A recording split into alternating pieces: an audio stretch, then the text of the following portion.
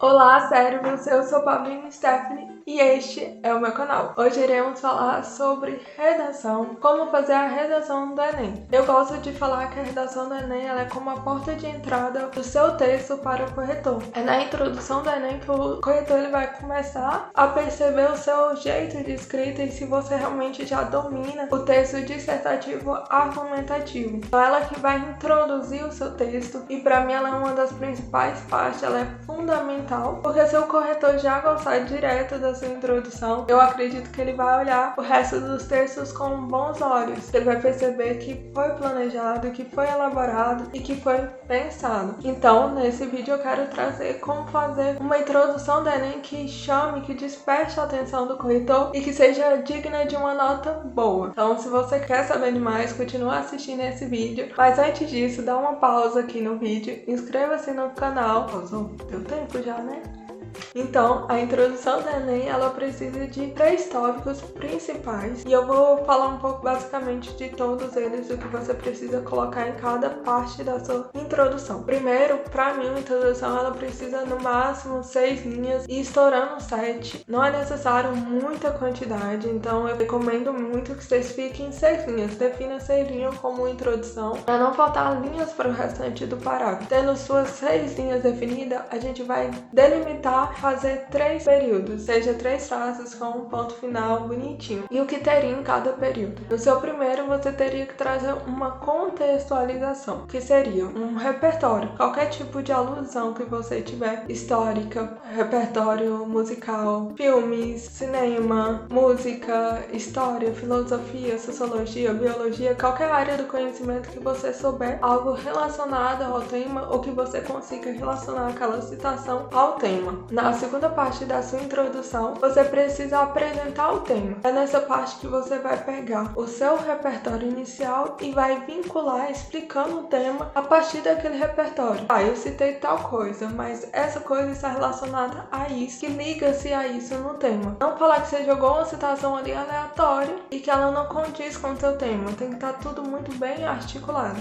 E por fim, você precisa trazer a sua tese. Nada mais é do que uma opinião sobre o tema, um posicionamento seu sobre o tema. Nada de dizer eu acho, eu acredito que. É uma opinião impessoal, digamos. Você vai mostrar que tem um posicionamento e na sua tese, eu recomendo já na tese, citar os seus 2 núcleos argumentativos. Os núcleos argumentativos nada mais é do que você vai falar no seu desenvolvimento. São ali algumas palavras que remetem a cada um do seu desenvolvimento, o que você vai argumentar e defender no desenvolvimento. Eu tô pensando em fazer um vídeo sobre núcleos argumentativos, dando núcleos argumentativos coringas. Então, se você tá assistindo esse vídeo, eu não sei se eu já fiz ou não esse vídeo, mas confere, porque eu seriamente tô pensando em fazer esse vídeo. Então, é basicamente isso, a introdução, ela precisa de uma contextualização, uma apresentação do tema e uma tese, com os núcleos argumentativos. Você pode colocar esses núcleos argumentativos já inseridos na sua tese, ou você pode fazer um período à parte para citar esses núcleos argumentativos. Eu fiz esse vídeo um pouco na correria e eu acabei não trazendo um exemplo pronto que eu queria ler de uma redação antiga minha, só que eu não trouxe. Então eu vou tentar criar logo aqui agora, espontaneamente, para vocês entenderem o que eu quero dizer com cada uma dessas partes. A contextualização. Eu poderia, por exemplo, começar uma introdução citando a lei de Isaac Newton,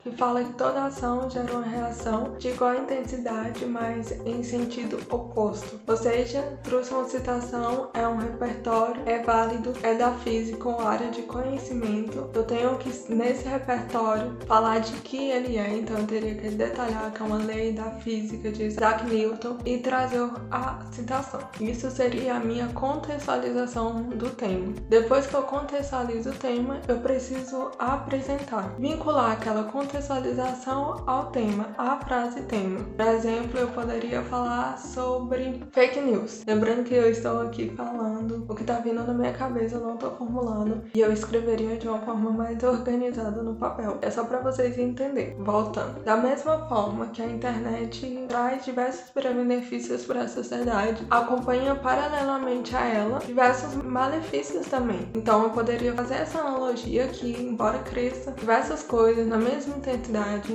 na mesma, a gente tem uma relação contrária, que seria essas fake news que estão indo para o caminho contrário à internet. E por fim eu traria uma tese, falando que, por exemplo, na conjuntura atual, as fake news têm ganhado um espaço enorme e causado diversos prejuízos sociais. Isso é a minha opinião. Percebe que aqui eu falo que fake news causa diversos prejuízos sociais? Porque pra mim é prejuízo, mas pra outra pessoa talvez não seja. Eu não preciso falar, eu acredito que é negócio, não. Eu falo que a internet causa prejuízos sociais, porque a gente já percebe que eu tenho uma opinião, mas eu não preciso citar eu acho nessa opinião. E nas fake news eu poderia trazer como núcleos argumentativos para colocar nos meus desenvolvimentos. Por exemplo, a lacuna educacional. A gente não fala sobre internet, a gente precisa que a escola informe melhor sobre a internet. E eu poderia trazer também como outros núcleos argumentativos a passividade social.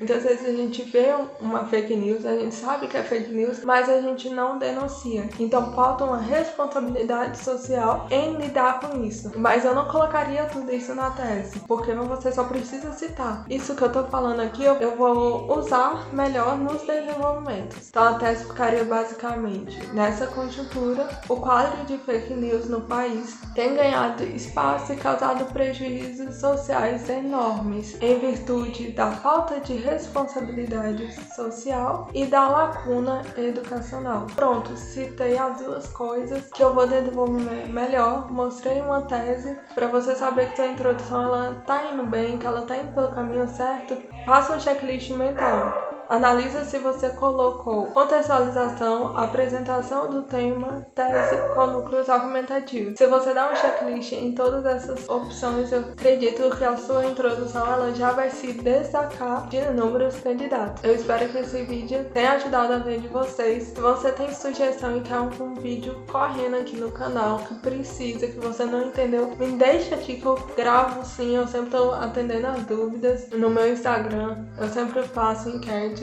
Quase toda semana eu lanço uma enquete querendo saber de vocês o que vocês precisam melhorar, o que vocês querem que eu fale aqui no canal. Segue por lá também. Tem conteúdos diariamente. E é isso. Até a próxima. Tchau!